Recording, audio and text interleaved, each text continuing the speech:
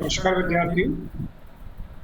विद्यार्थियों। आज के इस वीडियो में आज हम समझने जा रहे हैं डीमोनेटाइजेशन अर्थात विमुद्रीकरण।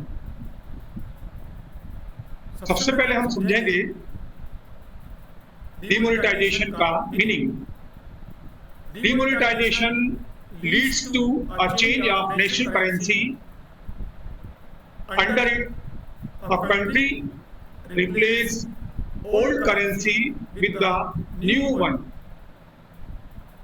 जब देश की सरकार किसी प्रचलित मुद्रा के प्रचलन पर नियंत्रण बैन लगा देती है अर्थात प्रतिबंधित कर देती है, इस दशा को विमुद्रीकरण कहते हैं। विमुद्रीकरण सरकार क्यों करती है? एक देश में सरकार यदि किसी मुद्रा के सर्कुलेशन पर बैन लगाती है, डिमोनेटाइजेशन करती है, तो इसके पीछे क्या ऑब्जेक्टिव्स हैं, आइए हम इसे समझते हैं। To control money laundering. बच्चों, जो पैसों का, मुद्रा का अवैध लेन देन है, यदि वो काफी अधिक प्रचलित हो गया है, तब सरकार उस पर नियंत्रण करने के लिए, मनी लॉन्ड्रिंग को रोकने के लिए डीमोनेटाइजेशन का कदम उठाती है। To control tax evasion, financial crimes, terrorism. यदि देश के अंदर करों की चोरी हो रही है, आतंकवाद काफी अधिक बढ़ गया है, वित्तीय गुनाह ज्यादा होने लगे हैं, ऐसे में देश की अर्थव्यवस्था डगमगा जाती है, तो उस पर नियंत्रण करने के लिए सरकार विमुद्रीकरण जैसा कदम उठाती है। To control illegal transaction. यदि देश में राष्ट्रीय स्तर पर या अंतर्राष्ट्रीय स्तर पर इनलीगल ट्रांजैक्शन हो रहे हैं, अवैध समझौते, तो उनको रोकने के लिए सरकार विमुद्रीकरण जैसा ठोस कदम उठाती है।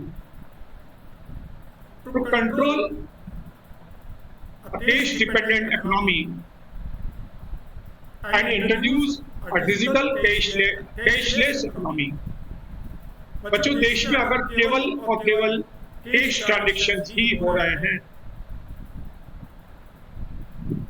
ऑनलाइन ट्रांजैक्शंस न के बराबर होते हैं, तो ऐसे में करेंसी का, मुद्रा का बहुत ज्यादा उपयोग होता है।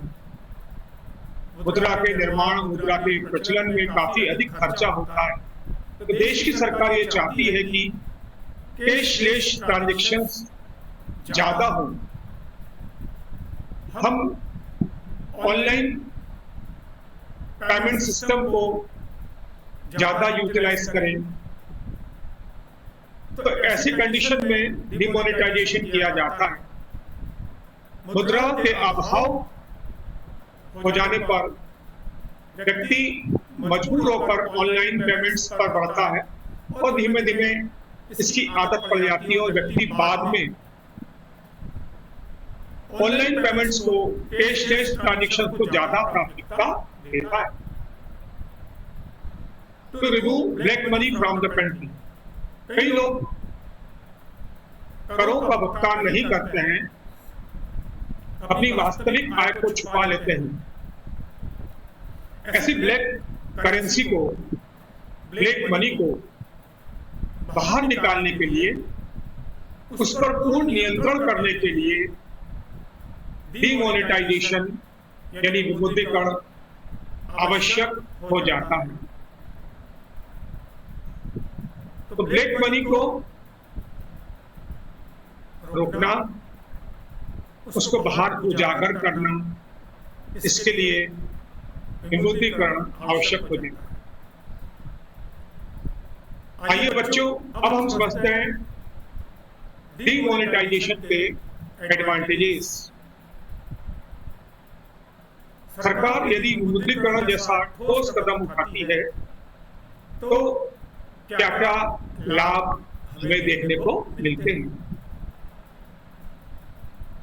Getting fit currency out of circulation.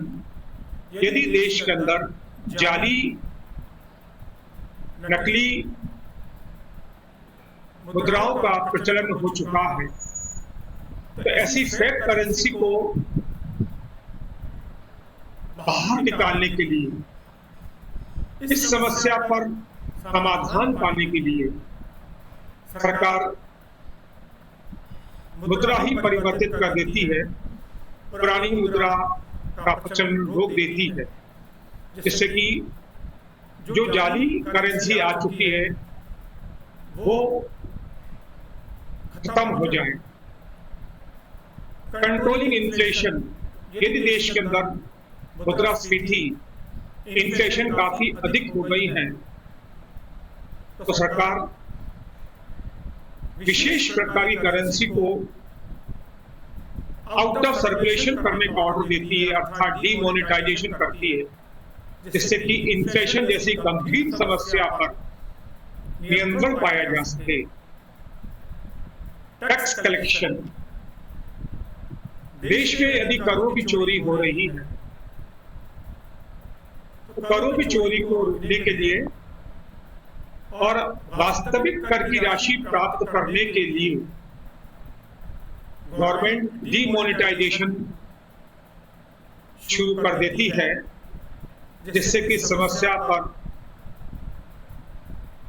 काबू किया जा सके, टैक्स की चोरी को रोका जा सके और सरकार वास्तविक कर की राशि को प्राप्त कर सके। Reducing illegal activities. अगर देश में इलीगल एक्टिविटीज जैसे कि ड्रग्स की सप्लाई या आतंकवाद, ऐसे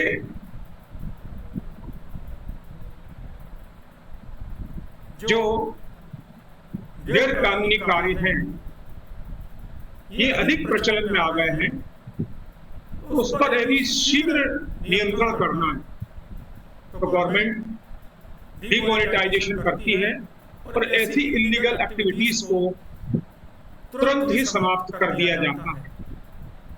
इंक्रीजिंग डिजिटल ट्रांजैक्शन। देश में कैशलेस ट्रांजैक्शंस, डिजिटल ट्रांजैक्शंस अधिक हों,